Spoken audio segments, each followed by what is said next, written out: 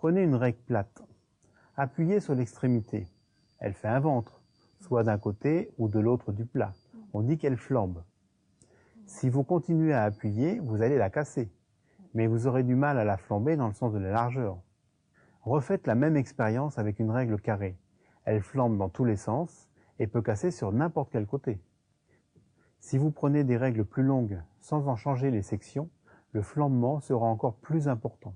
Cela est dû à l'élancement. On peut dire que la règle plate se comporte comme un mur et la carrée comme un poteau. Pour éviter la casse due au flambement, nous mettons des aciers dans l'axe ou un de chaque côté du mur et dans un poteau de type carré, un dans chaque angle. Du moins dans les parties qui peuvent se déformer. Nous venons d'observer un système d'éléments verticaux que l'on appelle articulés, car chaque extrémité est libre et défavorable à la reprise de charge. Effectivement, on n'est pas sûr que les pressions, les actions, s'effectuent parfaitement dans l'axe et sur toute la surface d'appui, ce qui peut créer une déviation et un déséquilibre. Il suffit de refaire les mêmes expériences avec la base prise dans un étau. Cela représente un élément articulé à une extrémité. Dans ce cas, on doit appliquer une force plus importante pour qu'il y ait flambement. Dans la pratique du béton armé, le maintien des extrémités se fait par un liaisonnement en acier que les ingénieurs appellent des nœuds et qu'ils calculent avec une attention particulière. Si un élément du bas cède, la construction va s'effondrer comme un château de cartes. Si les deux extrémités sont prises dans des étaux parfaitement alignés, la force qu'il faudra appliquer pour que les règles flambent sera encore plus grande. Vous venez de voir des expériences où l'on fait subir aux éléments verticaux des actions verticales.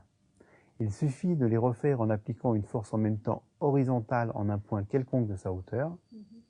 Cette force, si minime soit-elle, crée un déséquilibre qui peut faire flamber l'élément ou le faire tomber. Toutes ces expériences pourraient être réalisées à partir du corps humain, les muscles constituant le béton et les os représentant les aciers. Si l'on observe un haltérophile, pour qu'il maintienne sa charge bien verticalement et que sa colonne vertébrale ne flambe pas, il met une ceinture de force.